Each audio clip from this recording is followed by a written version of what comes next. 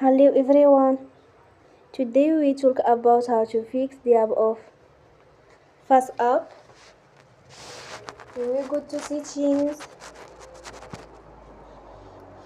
then we click on apps. After that we search the app FaceApp and we click. We will on for stop. After that we go to storage.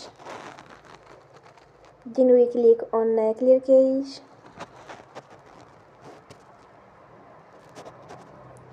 In the end, you will turn your Wi-Fi and you will turn again.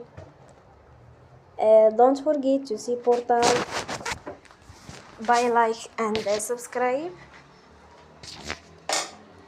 See you next time and thank you for watching.